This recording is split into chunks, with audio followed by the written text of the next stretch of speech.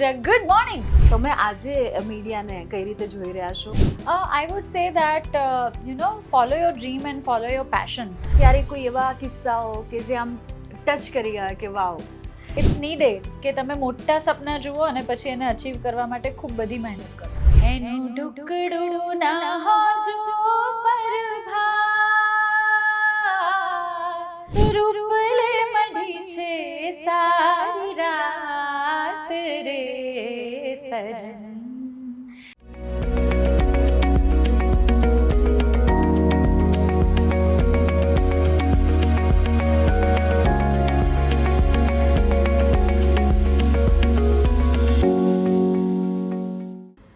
નમસ્કાર, આપ જોઈ રહ્યા છો અમારી ખાસ રજૂઆત સદાબહાર લમ્હે. હું છું આપની સાથે બંસી રાજપૂત. તો હું મારા શોમાં તમારી મુલાકાત અલગ અલગ ક્ષેત્રની પ્રતિભાઓ છે તેમની સાથે કરાવતી હોઉં છું.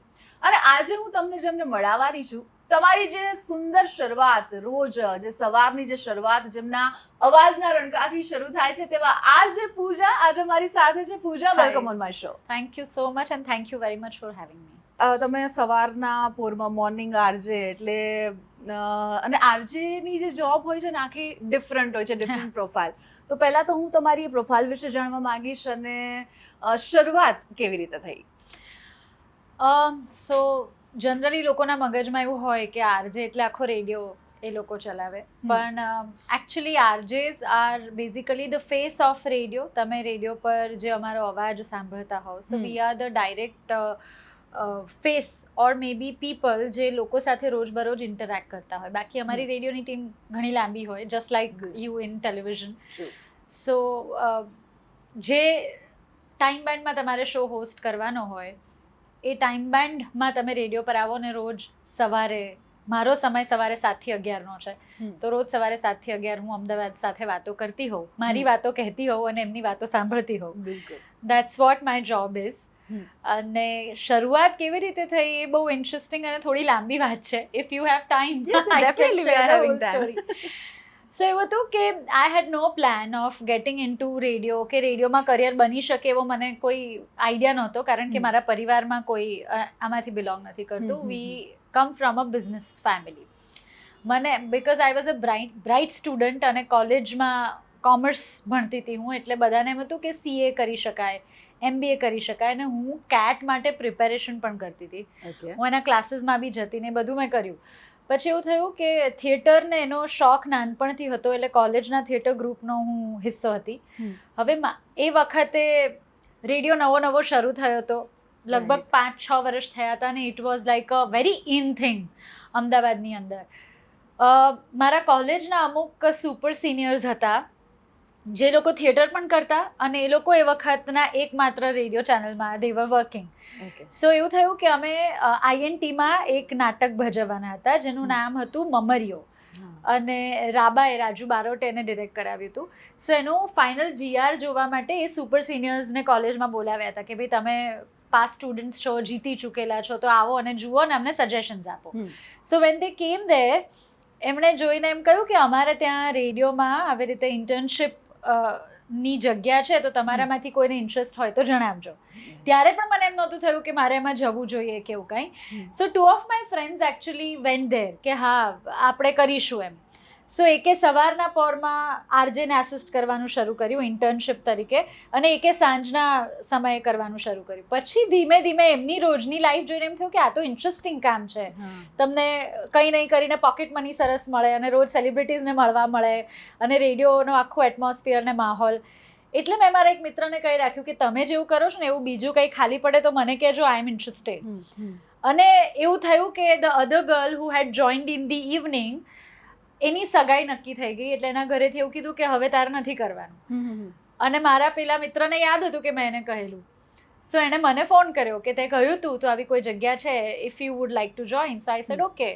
અને I went there. I remember એ દિવસે બહુ જ વરસાદ પડતો હતો, અને આમ કેડસમાં પાણીમાંથી આમ તરીને એ રેડિયોના સ્ટુડિયો સુધી પહોંચી હતી. અને the moment I stepped into it for the first time, મને એવું લાગેલું કે I think this is the place for મી.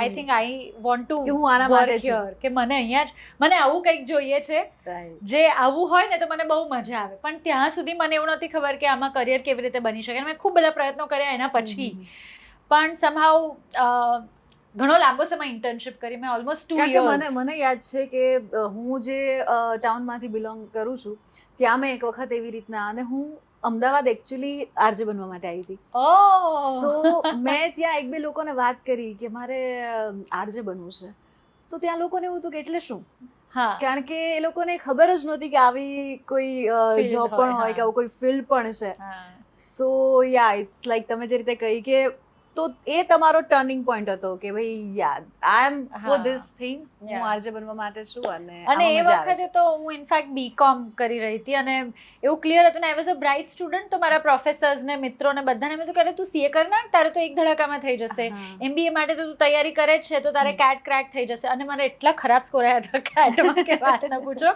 કારણ કે પછી મારું ફોકસ શિફ્ટ થઈ ગયું. અને the day I entered in to a radio studio, a private radio studio four the first time, એના પછી ક્યારે એવું નથી થયું કે મેં કંઈ બીજું ટ્રાય કર્યું હોય એટલે કે પાછું બીજું વળીને કંઈ. પછી પછી ક્યારેય નથી જોયું. શું ઘરનાનો સપોર્ટ, કારણ કે તમે જે રીતે કીધું કે ફિલ્ડ નવું હતું એટલે હા. એમને પણ એટલી બધી ખબર ન હોય, તો એ આખું કેવું રહ્યું?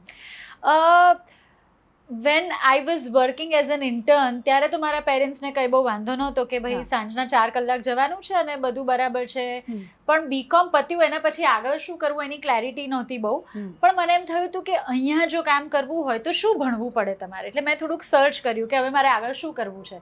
સો મને કોઈકે કીધું કે જર્નલિઝમ તમે કરો ને એનો કોર્સ થાય છે યુનિવર્સિટીમાંથી, એવું કંઈક કરો તો થઈ જાય. એટલે મેં એની તપાસ કરી અને ખબર પડી કે એની એન્ટ્રન્સ ટેસ્ટ આપવાની હોય ફોર્મ ભરીને.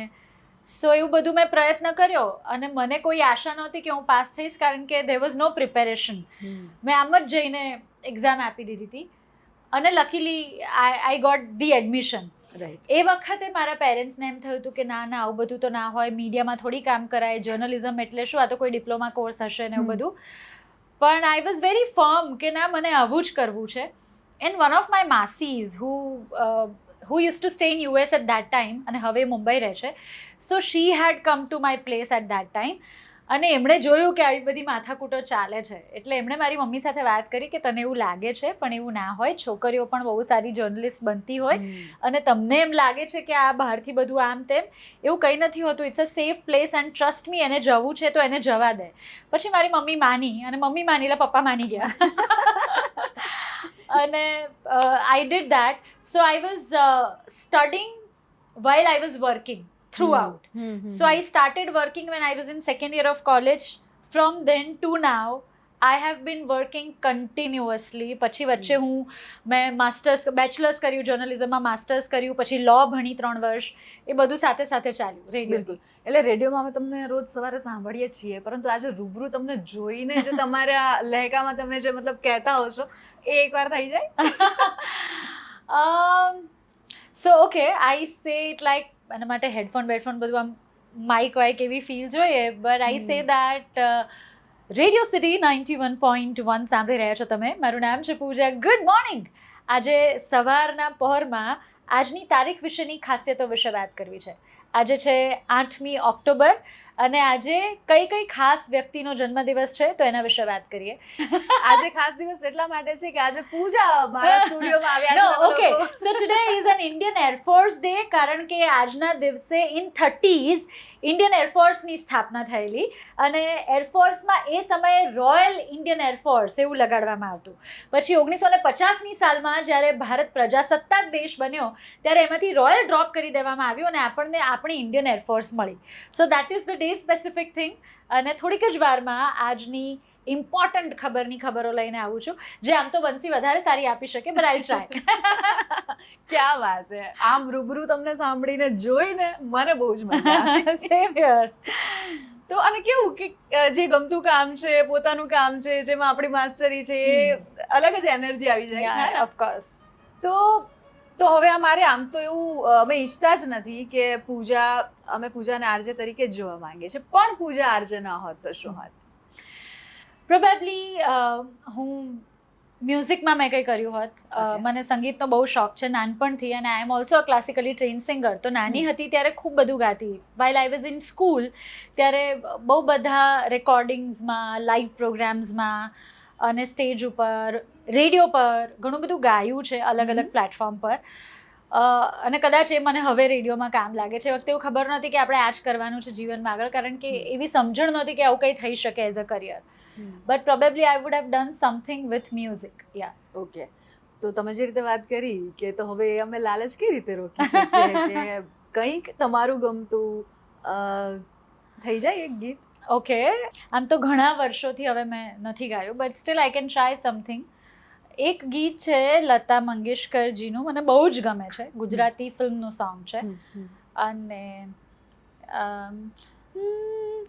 રૂપલે મઢી છે સારી રાત રે સજન, એનું ઢુકડું ના હોજો પ્રભાત,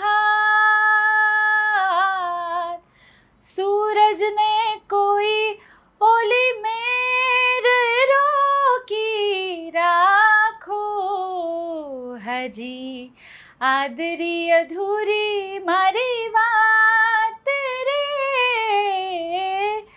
રૂપલે મઢી છે સારી રાત રે સજન.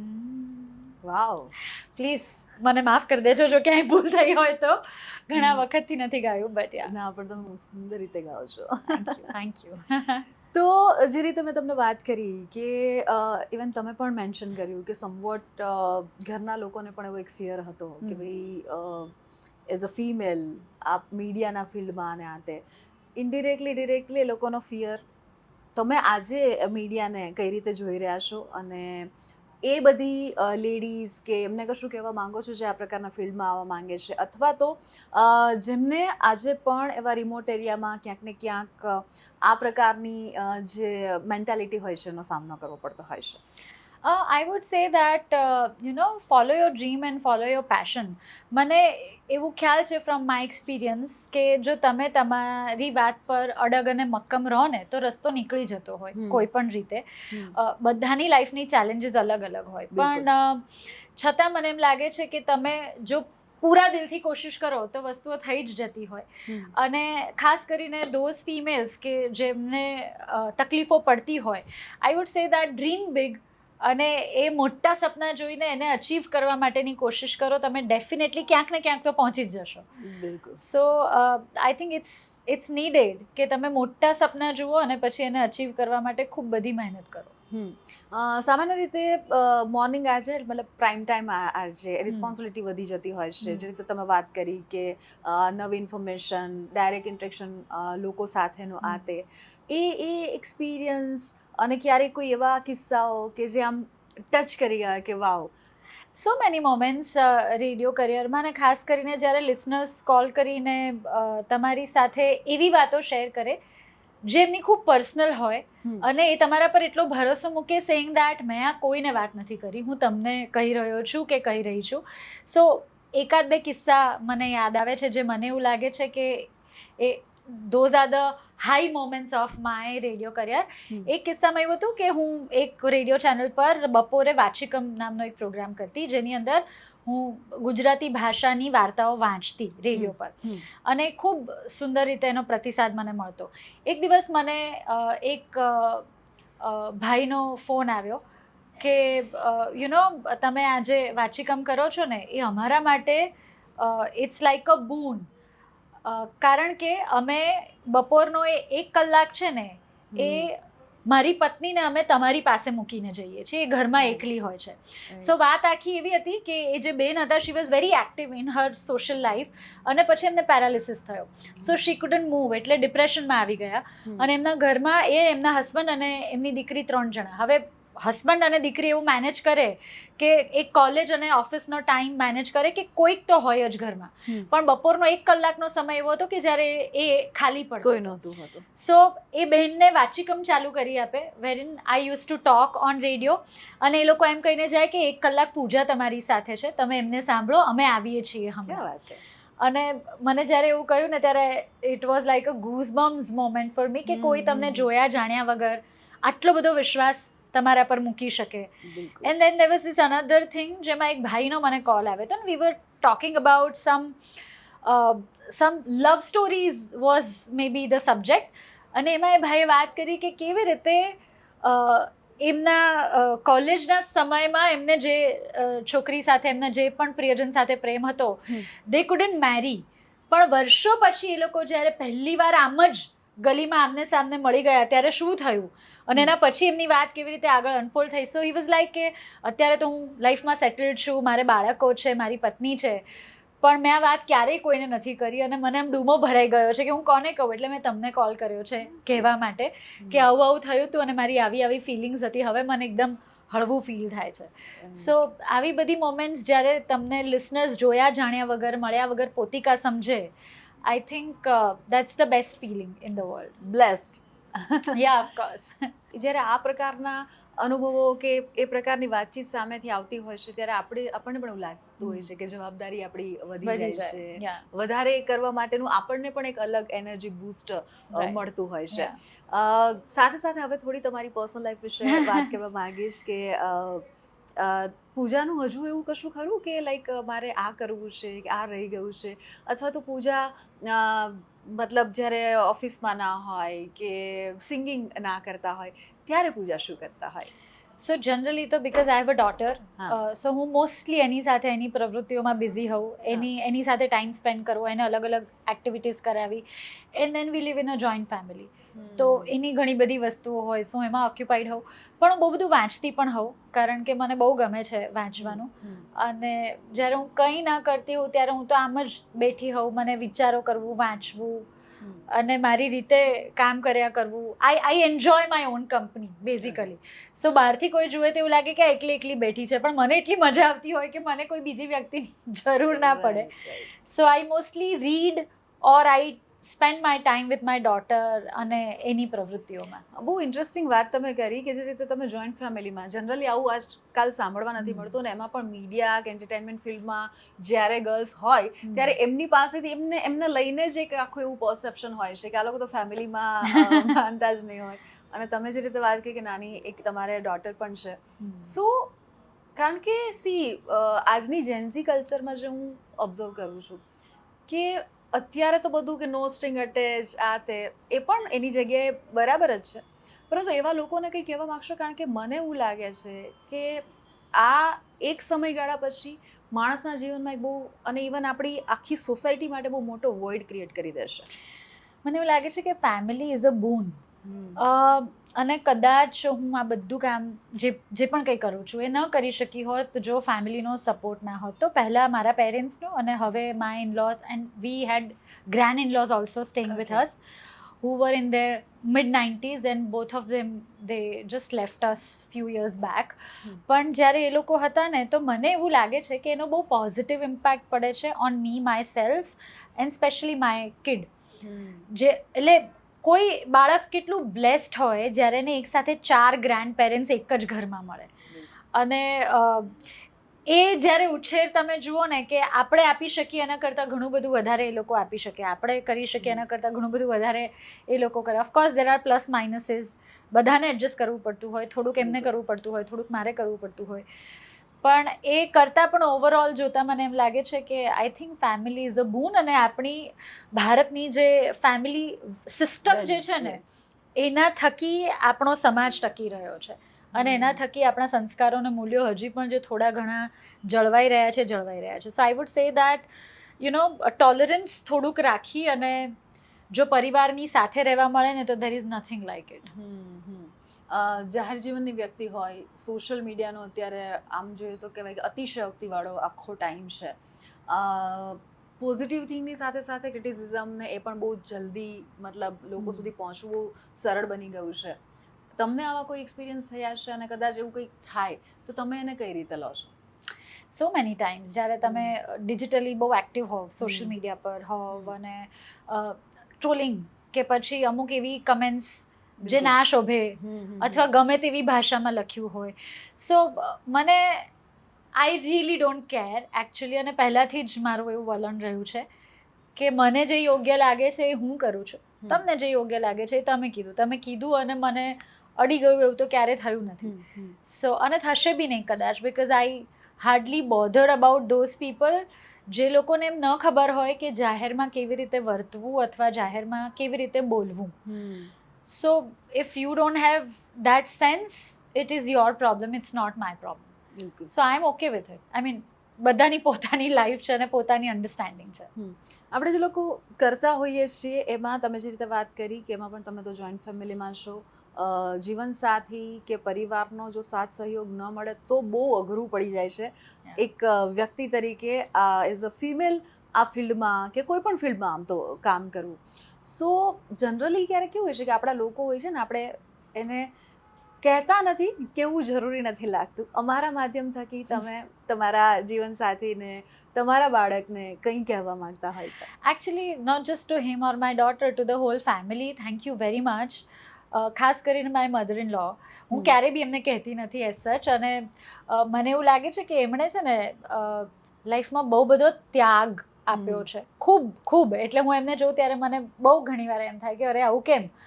પણ મને એમ લાગે, but she always says that I am very satisfied the way I have lived my life. અને મેં મારા બાળકો માટે જે પણ કંઈ કર્યું, અથવા હું અત્યારે પણ મારા ફેમિલી માટે જે પણ કંઈ કરી રહી છું. સો આઈ થિંક, અને એ મને હંમેશા એમ કે તું જા અને તારે જે કરવું હોય કર, અહીંયાની ચિંતા ન કરીશ, મારાથી જેટલું મેનેજ થશે ને એટલું બધું હું કરી લઈશ. સૌ કોણ કહે આજના સમયમાં. So I thank you very much, thank you for all the love and support. એટલે ટિપિકલ જે સાસુ મોમની જે પેલી હોય છે એવું પણ નથી હોતું જે આપણે લોકો સિરિયલોમાં એમાં જોઈએ છીએ એકચ્યુઅલમાં. ના, એટલે એવું છે કે we are two very different personalities. મારા કરતાં એમનું વ્યક્તિત્વ, વિચારસરણી, વિચારધારા બધું જ બહુ અલગ છે. બટ હેવિંગ સેડ દેટ, એટલો સપોર્ટ એમના તરફથી છે કે it's okay, you know, we can coexist. એટલે પૂછા એવું કહી શકાય કે ક્યારેક છે ને એ તાલમેલ સાધવો પડતો હોય છે ને એ પર્સન ટુ પર્સન બધાનું અલગ અલગ હોય. એબ્સોલ્યુટલી. પણ મને એવું લાગે છે કે વ્યક્તિ જો સારી હોય ને ટુ ધ કોર, એટલે માણસના પોતાના મૂલ્યો અને પોતાની વેલ્યુઝ જેનાથી એ જીવન જીવતો હોય, એઝ અ હ્યુમન બિંગ જો કોઈ વ્યક્તિ સારી હોય ને તો ઉછેર તો બધાનો જ અલગ હોય. કારણ કે દરેક પરિવારની પોતાની એક રીત હોય. So I come from certain background, somebody else comes from certain background. બીજા શહેરથી આવતા હોય, બીજા વાતાવરણ, બીજી વિચારધારાથી આવતા હોય, તો એમને જ્યારે કો એક્ઝિસ્ટ કરવાનું થાય ત્યારે થોડુંક આગળ પાછળ થાય. પણ જો બેઝિક હ્યુમન બિંગ તમે સારા હોવ ને તો બધું એડજસ્ટ થઈ જતું હોય છે. તમારા દીકરીબાની તમે વાત કરી, એને તમે કઈ રીતે જોવા માંગો છો? એની સાથે લાઈક આમ કેવું બોન્ડિંગ છે તમારી સાથે હોય? એને કોઈ બનતા જોવા માંગો છો, એવું કશું ખરું? I think she always says that I want to be an artist because she's a fantastic painter and a very good swimmer and a very good dancer also. અને આ બધું એ શીખી રહી છે અત્યારે. she is 9 years old by the way. અને મને એવું કંઈ નથી કે આ જ બને કે આ જ બને. મને ખાલી એટલું છે કે એક સારી વ્યક્તિ બને. સો એની માટે સ્કૂલમાં જ્યારે એડમિશન લેવા ગયા હતા ત્યારે એવું હતું કે દે વર વેરી ફ્યુ સ્પોટ્સ અને મને એ જ પર્ટિક્યુલર સ્કૂલમાં એડમિશન જોઈતું હતું. એટલે મેં ત્યાં પ્રિન્સિપલને જઈને મળ્યા અને મેં કીધું કે મને બીજું કાંઈ નથી જોઈતું. એ અહીંયા રહીને કદાચ 4 ઝાડના નામ ઓળખી જશે, એ પ્રકૃતિથી વધારે નજીક રહેશે અને મોટી થઈને સારી વ્યક્તિ બનશે ને એટલું મારા માટે ઇનફ છે. બાકીનું બધું જોવાઈ જશે. ક્યાં વાત છે. લાસ્ટમાં કે અમારા દર્શકોને અને જે એવા લોકો કે જે આ તમારા ફિલ્ડમાં કે આવવા માંગતા હોય એને કોઈ સલાહ કે આપણા યુથને કોઈ સલાહ આપવા માંગતા હોય તો? આઈ વુડ જસ્ટ સે વન થિંગ જે મને આજકાલ બહુ નથી દેખાતી, એ છે રીડ અ લોટ. લોકો વાંચતા નથી અને મને એમ લાગે છે કે not just in radio or in media, absolutely in any other field, જો તમે વાંચશો ખૂબ તો તમારા મગજના દરવાજા બહુ ખુલશે, તમને નવા નવા પર્સ્પેક્ટિવ મળશે. અને આજકાલના જમાનામાં એ બહુ ઇમ્પોર્ટન્ટ બી છે કારણ કે સોશિયલ મીડિયા પર આપણે બહુ બધો સમય વિતાવતા હોઈએ છીએ. એ બહુ નેરેટિવ સેટ કરતા હોય છે આપણા મગજમાં. સો એમાં કેવું થાય કે જાણતા અજાણતા આપણે અમુક જ દિશામાં વિચારતા થઈ જઈએ એવું બને. But when you read too much everything and anything under the sun, તો તમને અલગ અલગ પર્સ્પેક્ટિવ મળે ને તમારો પોતાનો એક પર્સ્પેક્ટિવ, એક વિચારધારા ઊભી થાય જે આજના સમયમાં ખૂબ જરૂરી છે. એટલે આપણે ટેકનોલોજી સાથે આગળ વધીએ ને એમ આપણે વધારે રોબોટ્સ ના બનતા જઈએ અને માણસ બનીને પોતાનું વ્યક્તિત્વ જાળવી રાખીએ, બહુ જરૂરી છે. So read a lot, that's what I would like. બહુ સારી વાત કરી કે જે આજના આલામાં કે આખો દિવસ જે ફોનમાં ને એમાં જોવા મળતું હોય છે આપણું યુથ, આપણે એમ થાય કે આ લોકો ક્યાં જઈને આવી રીતે અટકશે. અને રીડ અ લોટ થી મારો મતલબ છે મોબાઈલમાં આવતી વસ્તુઓ કે કમ્પ્યુટર પર આવતી વસ્તુની બુક્સ વાંચો, ન્યૂઝપેપર વાંચો, મેગેઝિન વાંચો. પણ યા બિલકુલ, એટલે કંઈક નવી દિશાઓ, કંઈક નવા દરવાજા, જે રીતે તમે વાત કરીએ, ખુલશે. થેન્ક યુ સો મચ પૂજા, મારા શોમાં આવવા બદલ, તમારો આટલો સરસ મતલબ જે તમે વાત કરી છે એ મારા જે વ્યુઅર્સ છે એમના સુધી પહોંચાડવા બદલ અને તમારો સમય આપવા બદલ. Thank you Bansi. It was wonderful being here. અને મને એવું લાગે છે કે આ કન્વર્ઝેશન ઘણા લાંબા સમય સુધી યાદ રહેશે. Yes, thank you so much. તો આ હતા આરજે પૂજા, કે જેઓ આજે આપણી સાથે જોડાયા. એમની આખી જે જીવન સફર છે તેના વિશે તેમણે આપણી સાથે વાત કરી. આ જ પ્રકારની પ્રતિભાઓ સાથે હું તમારી મુલાકાત કરાવતી રહીશ. ત્યાં સુધી તમે જોતા રહો સદા બહાર લમે. મને આપશો રજા. નમસ્કાર.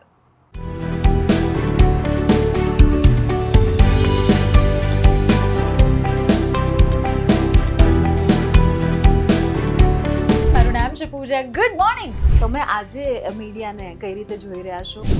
I would say that follow your dream and follow your passion. ક્યારેક કોઈ એવા કિસ્સાઓ કે જે આમ ટચ કરી ગયા કે વાવ, It's needed કે તમે મોટા સપના જુઓ અને પછી એને અચીવ કરવા માટે ખૂબ બધી મહેનત કરો. એનું ઢુકડું ના હોજો પરભાત, રૂપલે મઢી છે સારી રાત રે સજન.